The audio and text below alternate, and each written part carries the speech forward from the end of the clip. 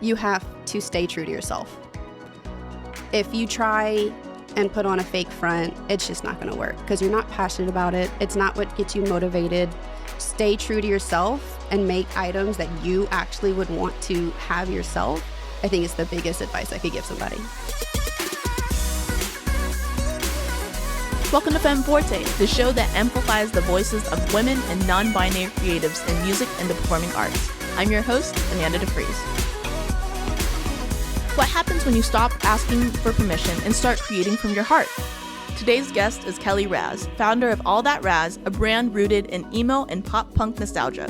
We talk about healing our younger selves, starting a business from scratch, and the magic that happens when you create exactly what you want to see in the world.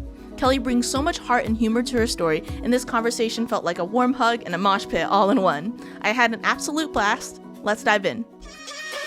Welcome back to Femme Forte. Today we have a very special guest. We have Kelly Raaz. Thank you so much for being on the show. Thank you so much for having me. I'm very excited. I'm very excited to just deep dive. One of the ways that we actually ended up connecting was through my cover band, Anxious at the Disco. Jasper, which is our lead singer, kind of connected with you, and you were able to vendor for one of our shows. And so I have just been, since hearing about you and hearing about your business, I've just been a huge fan. And also, I didn't realize you were also a former percussionist. I was, yeah. So for the listeners and the viewers that are watching and listening to this, why don't you give us an intro of who you are?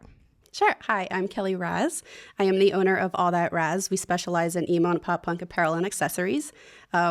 We started out doing stickers because it's not a phase if it sticks. But we have been in business on and off for about 10 years now. We started way back when we were still in Louisiana, and we've been through all kinds of different mediums and different subject matters. But now we have figured out our niche and figured out exactly where we want to go with our business. So yeah, emo and pop punk accessories and apparel. Awesome. So for the start of your business, did you always kind of know that this was the specific niche that you wanted to tap into? It wasn't. Like I said, we've been through many different genres, different mediums. I focused on resin for a long time. I had done a lot of Louisiana-based paintings when I first started out, so that's kind of how I got my Etsy shop started, was I was doing a lot of Louisiana-based things back when I was in home. And it just kind of grew from there during quarantine. That's when it really kind of picked up. Mm-hmm. I was doing the resin things that's when I first started my markets, and decided I wanted to switch from being an artist into being a business owner. Yeah. So that's when it really kind of picked up back in 2020. It wasn't until 2021 when we started doing the emo and pop punk things, because we saw the resurgence coming back of all the emo kids when We Were Young was announced. It was definitely where were all these emo kids when I was in high school? Because they weren't there when I was there. But that's when I started making some emo and pop punk items, and it just kind of blew up from there. And I was like, yes. This is me through and through, and I'm just happy that other people resonated with it. Yeah, so take us back a little bit into, you starting as an artist. Where did that passion come from? Where did you get your start? I've always been interested in art and crafting. My parents always had a coloring book and some crayons in front of me when I was little. So that's where it kind of grew. Always been interested in art, always been interested in music. And now that I get to combine the two is just a dream. Yeah. So just take us back to your quote unquote emo phase. Obviously that has been the source of inspiration for a lot of the merch and things that you create. So just take me a little bit back. What was it like really being able to connect to the music? It was fabulous. So I started listening to emo, post-hardcore back in 8th grade. That's when, everybody's trying to figure themselves out. I had met some really cool friends of mine that were older, and they kind of introduced me to the music. Instantly fell in love. At first, I was this big ska head and loved ska, and then they kind of transitioned me into emo and post-hardcore, and it was just a dream. I had very strict parents, so unfortunately, I wasn't allowed to dress scene as I wanted to or listen to the kind of music. I had to kind of hide it and torrent everything so they, didn't know exactly what I was listening to, and we had uniforms at school, so I couldn't dress how I wanted to. So my outward expression was very qualmed, and I just couldn't live out the MySpace queens or the scene queens like I wanted to. So I did what I could with the restrictions that I had in, wearing uniforms and not being able to dress or go to concerts. But going and hanging out with our friends, that's all we did was listen to music. We had friends in bands that we would just go and watch their practice sessions. So that's all we did after school whenever we weren't busy, is we had a few friends' houses where we went and just listened to emo music all day. And it was just fabulous. So that's how I got into that. That's how we kind of did it underground so our parents didn't find out about it because, of course, it was a taboo thing back in the day when it first started. But that's kind of how I got my start into that. Yeah. So what would you say are some of your favorite artists? Brendan Urie, Panic at the Disco, of course. I have his lovely face tattooed on me. Of course, MCR, Fall Out Boy, but a huge fan of that. Taking Back Sunday was always a huge favorite of mine. Thursday is kind of my gateway band. Mm-hmm. That's who my friends introduced to me first, was Thursday. And At the Drive-In, obsessed. Love them so much. But those are a few of the favorites. Right now, I'm really having a new Pierce the Veil phase. Yes. So love them. Yes, they're. I think I heard they're coming to Austin. They sometime are. soon. Yep. So I'm very, very excited about that. They put on a great performance. Yeah.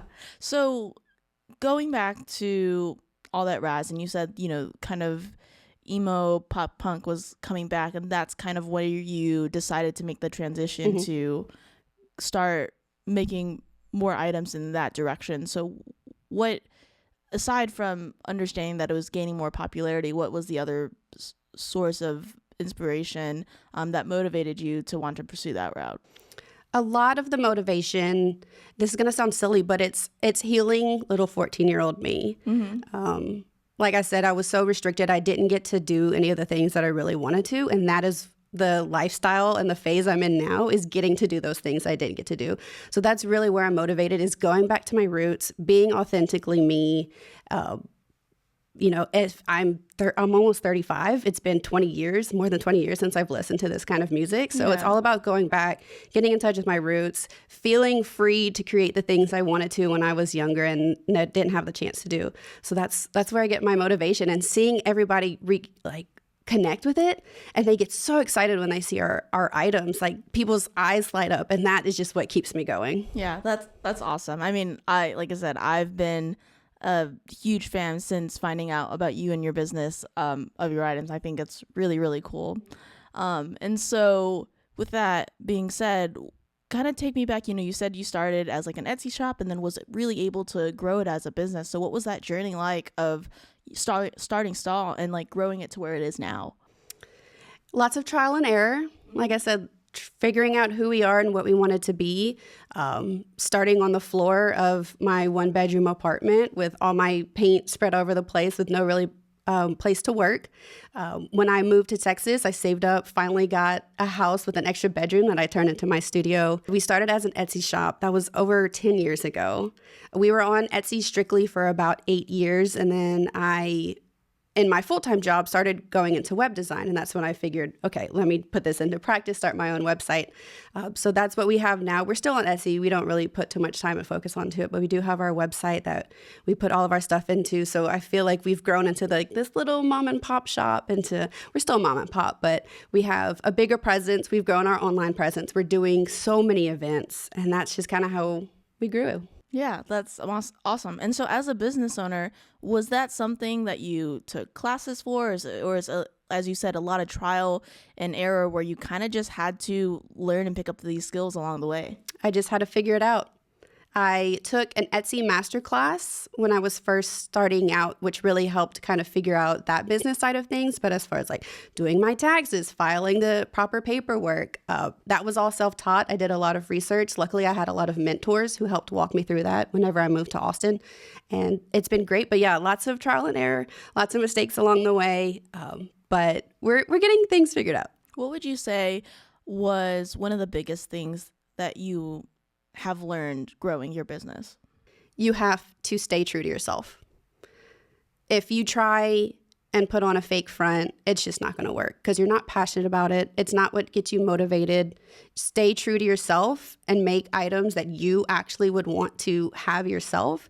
I think it's the biggest advice I could give somebody. Yeah. And what is, you said that you're kind of tapping into your inner child, but really on the business side of things, like what is the most fulfilling? Because obviously I know you had previously said you have a full-time job, but this is not necessarily your full-time gig. No, not yet. What fulfills you most to keep going? The reactions that people have when they see our products is what really gets me going. I love being at events and people just walk by, they nonchalantly look over and they realize the items that we have and they're like, whoa, and they stop into our booth and they tell us all their stories from back in the day, their MySpace names or what really got them excited, what bands they really got into, the concerts that they got into when they were younger. So that is really what gets me motivated, is seeing the reaction people have to our products and seeing their eyes light up. That's what keeps me going. Yeah, that's awesome. Now, I know that you've been able to, vend at some events like the When We Were Young Fest and be able to hopefully do some like artist collaboration. So has that been a lot through like relationship building, or are you just kind of going out and just putting your name out there wherever and anywhere you can? Like, how are you able to make those connections to able to grow and move your business forward? It's all about relationship building.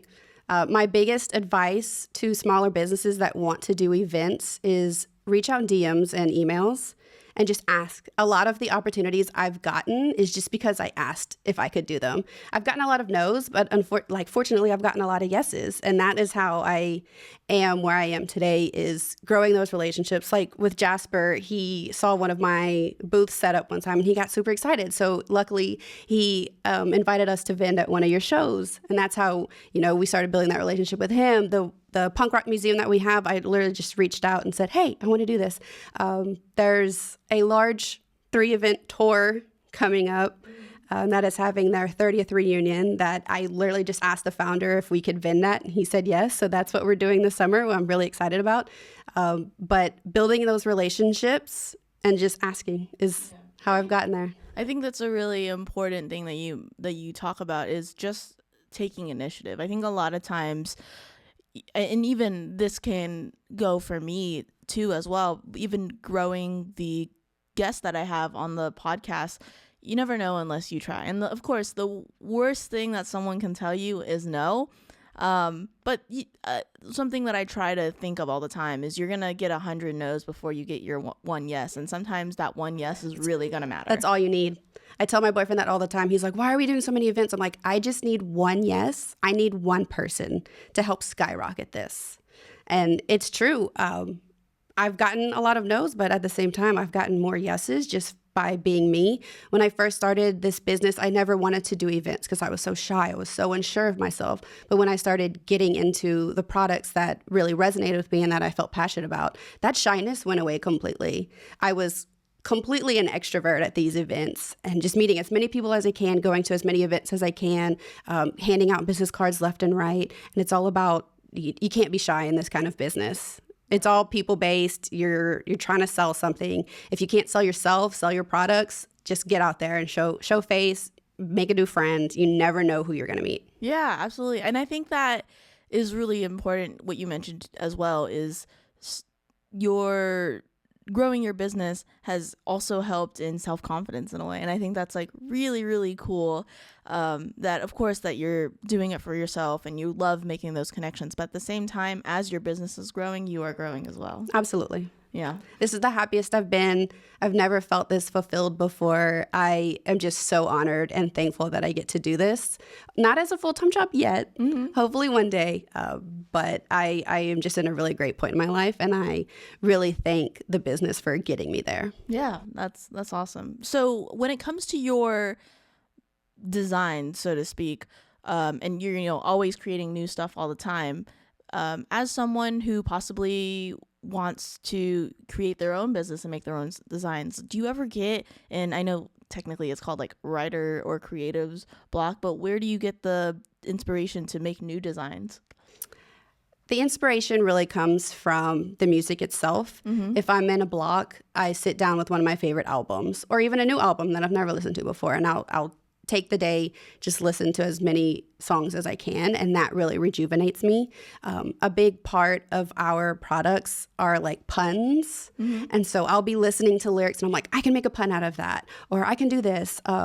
So that's really, I listen to a lot of music, get a lot of inspo from that, but I also think back to the early 2000s and kind of build that culture also. So I'm like, what can I bring back that was very nostalgic from back in the day? So I'll go back into like my old photos or like old archives and try and figure out like what really resonated with people in the early 2000s and how can we make that fresh and bring it back. Is there a favorite memory or big accomplishment or highlight that that's your favorite so far? Yes.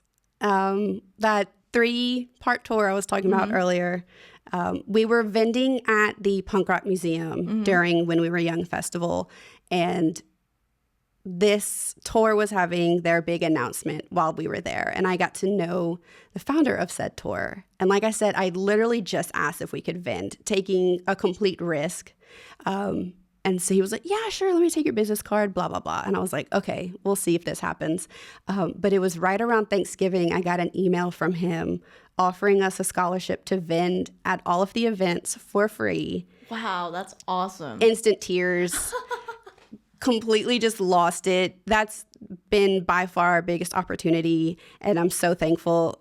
Those start in June, so we're ramping up our inventory, trying to get everything planned for that. But that by far has been like my oh my gosh moment, and I had to explain it to my mom. I think you'll appreciate this comparison because she has no idea anything about music festivals. I said, imagine if you were having a bake sale at church and the Pope came up and asked you to vend at the Vatican. And she goes, oh my God, oh my God. I was like, you get it now, you get it. And she was like, oh my God. So she started crying, and we was like, thankfully I was home at the time, and it's just, I still can't believe it. I still have to like pinch myself and be like, oh my God. Because I never got to go to one of those tours when I was younger. I'm just going to say it. It was Warped Tour. Yeah. I never got to go when I was younger just because I had really strict parents, like I said. So being able to finally be involved in that, not only as a participant, but also as like a vendor, it's mind-blowing to me. Yeah. I mean, even to getting to that point, you've hit like a couple different milestones as far as doing wholesale. And I believe you have like your first, what is it called? Like in-house, like retail, like space. Retail space, yep. So tell me a little bit about what that journey was like, of how you were able to get there. And was that something you foresaw as trying to grow the business? Sure.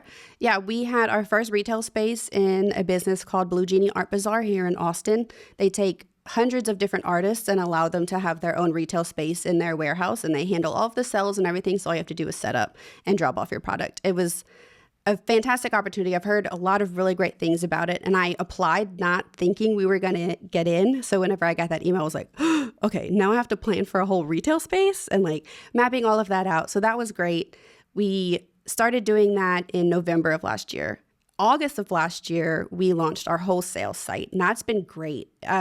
So many stores across the United States and also in Canada have reached out wanting our products, which has been mind-blowing to me. Every time I get an order, I'm like, oh my God, I can't believe it. So it's been great. So yeah, we've done wholesale. We're getting our names into different states and different businesses across the United States. And having that retail space was a big learning curve. Didn't know exactly how that was going to go.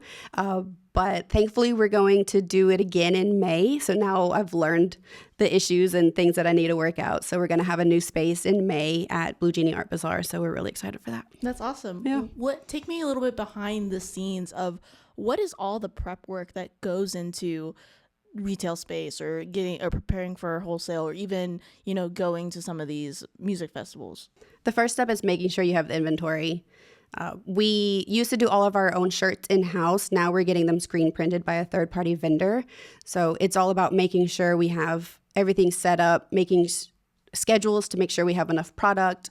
I have just one bedroom that I have for my studio and part of my garage. So having to figure out where I'm going to put all this inventory, that's the biggest part of making sure we have everything ready. And then the logistics behind everything. When do we need to be there? What exactly hardware do we need to have this inventory set up? So it's every event I do and every retail space kind of changes based on the space that we have or the setup, whatever. So the first part is definitely get your get your inventory ready, and then logistically plan out as much as you can in advance how you're going to set things up. But like I said, it changes every time. So you need to be quick on your feet to make a change if you need to. But yeah, just make sure you have a game plan. Make sure you have all of your inventory figured out. Yeah. Yeah. And so when, especially like going to some of these events that are maybe like out of town or out of state, are you driving over there? Yeah, sure am. Is you just like packing your car with all the inventory? Sure am. Yeah, we did Tulsa last year and also the Punk Rock Museum in Las Vegas, and that we just shoved everything in the car and went. It was scary. That's a long way to travel. Las Vegas took us 2 full days. Through the desert, not knowing when the next gas station was going to be because we lost service. That was very scary. But yeah, I have a big SUV that I just bought, and we just shove everything in and go from there. Yeah. Yep. That sounds like a lot. It's scary. It is. We're doing DC, Long Beach, and Orlando this year. So that's at least 2 to 3 days full of driving for each event. I'm not looking forward to it. But it's going to be an adventure. Yeah, for sure. I mean, you learn a lot of things on the way, and it really just shows the dedication and passion that you have for like really like going through the grunt work of, you know, growing your business, going and attending to these events. Mm-hmm. I love it. I love the music. I love the art. I love traveling. So if I can put all 3 of them together for certain events, why not? Yeah. So for specifically small business owners that want to grow their business, what necessarily are the biggest pieces of advice that you have learned, aside from being authentically yourself, from a business perspective? What have been some biggest takeaways that you've really learned throughout this whole process? Get an accountant. Get a bookkeeper. Get your money in order. Get somebody else to file your taxes for you. Because you can make all the sales you want, and the front end of the front facing side of the business can be taken care of, but it's the behind the scenes, it's the paperwork, it's the taxes, it's the money things that scare the crap out of me. So my biggest advice is get someone to handle that for you so you can focus on your passion, your art, the things that you love to do. That's my biggest advice. Yeah, and I love how I'll kind of add to that. That's a little bit on the different side, but I think one of the things that you've done really, really well is growing your brand. And I see, like, specifically on social media, like everything is so cohesive, and it really makes up and says like a lot about you. And I think a lot of people who have businesses don't necessarily have that strength or being able to grow a brand that's very cohesive, and I think that's something that you do fairly well. Thank you. Yeah. I tackle social media in a very nuanced way.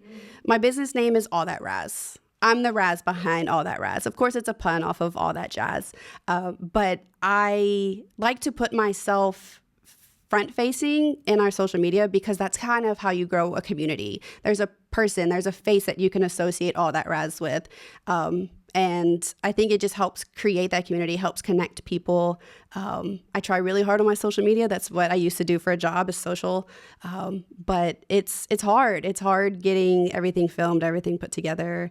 It's a struggle at times. Some days I don't want to edit photos for 3 hours, but I'm going to.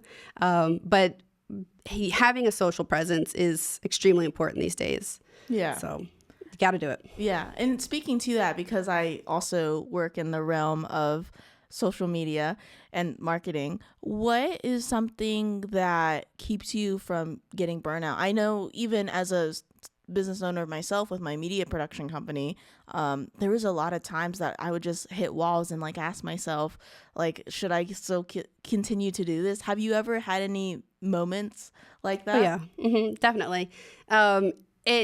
I think it takes a strong ego to have a social media account that you put a lot of passion into and really try to put all of yourself into. It's not easy. There's a lot of mental health things. Whenever I put a lot of effort into a post that I'm like, oh, this is going to do great, and it gets like 2 likes, I'm like, oh, okay. So that was a hit to the ego. But burnout definitely hit it. There's a lot of days where I'm just like, I'm not even going to open my Instagram. Sometimes I will go to creators I like and see what they're doing and seeing what really resonates with me, and I'll kind of steal those ideas and put my own little twist on it. But burnout, put the phone away. put it away for a few days. Don't even bother. Whenever you turn it back on, you'll get so many new ideas and get a feeling of, refreshment. And just step away for a few days if you need to. Yeah. Outside of even just the social media aspect, has there ever been, how long have you been running All That Raaz for? Technically over 10 years now, but we really hit our emo and pop punk niche in 2020. Yeah. So how do you prevent burnout from the business as a whole? Because kind of just like you said, you go to these events, you're managing the logistics and business operation side of it. I mean, also on top of having another job. And so what is that kind of work-life balance, and how have you been able to keep yourself moving forward? It's been hard at times just because when we first started out, I was doing everything. I was making all the social posts. I was making all of the products. But now that we've grown so much, I've been able to have vendors that help make the products. So that is a huge weight off my shoulders. So that helps a lot, helping with burnout, because I'm not physically having to work after my 9 to 5 from 5 to 9. Yeah. And so that's been a lot of help, just not having to do everything physically myself, because that took a toll on my body too. I was physically exhausted. Yeah. Same thing with going to so many events when I was first starting out. I was at maybe 2-3 events every weekend, which is very, very hard. So I would say stepping away physically and having other people do it, which I know is a privilege to do, has definitely helped. But I don't really feel burnout anymore. I'm so motivated. I have so many cool things coming up. I have so many ideas that I want to do that if I'm feeling unmotivated, I'm just like, what are you doing? You have so many cool things to do. So I just pull myself together and just try and make as many cool products as I can. Yeah. So speaking of that, what's new for All That Raaz for 2025? That's a great question. Haven't really figured that out yet, just because we are so focused on traveling this year. I don't really want to add a bunch of new things on top of that, because that's going to take a lot of time and energy just by itself. I have a few new product ideas that I'm workshopping and trying to figure out. But I think for 2025, we're really just going to push the t-shirts hard. We have screen printed designs now, which is going to help a lot. Like I said, we have vendors now that are helping with that, so I don't have to sit there for hours making t-shirts myself, which is great. But yeah, I think just focusing on shirts and getting those events taken care of is what really is going to take a lot of my time and effort this year. Yay, that's so exciting. Yeah. So we're just about to wrap up here. So a couple lasting questions for you. One being, looking back on your younger self, whether it is you being an artist for the first time or you even starting All That Raaz for the first time, what would be advice that you would give to your younger self? I would tell younger Kelly, just be you. Stop trying to change yourself for a boy or for a new friend group. Just be authentically you. You don't have to change for somebody else. You just have to make yourself happy. If you're happy with yourself, your life is going to be so much easier. I try to fit myself into so many different boxes to impress other people, and it didn't work. So as soon as I started healing my inner child and being my authentic self, even at 35 now, I've never been happier. So I would say to anybody listening, just be yourself. Don't try and fit in with anybody else that's not authentic. Next question that I have is, what if our listeners and viewers take anything away from today, specifically the ones who want to grow a business, what's the biggest takeaway that they should get from this episode? Try new things. If something's not working, try something else. If it's not working, try it again. You never know what's going to resonate with people. Try new products, try new ideas, but still keeping to yourself and to the core of your business is going to be key. But just try new things. You never know what's going to hit. Yeah. Awesome. Well, thank you so much for being on the show. Thank you. Where can our listeners and viewers find you? Any website or social media you would like to plug? Sure. We are everywhere at All That Raaz. Raaz is R-A-A-Z, so 2 A's, 1 Z. And then our website is allthatraaz.com. Awesome. Well, thanks again for being on the show. Thank you. Thank you so much for listening to this episode of Femme Forte. I hope this conversation left you feeling inspired, empowered, and just a little more connected to your own creative journey. Be sure to follow today's guests and support the incredible work they're doing. You can find all their links in the episode description. And if you enjoy this episode, I'd love for you to share it with a friend, leave a rating or review, and follow Femme Forte wherever you get your podcasts.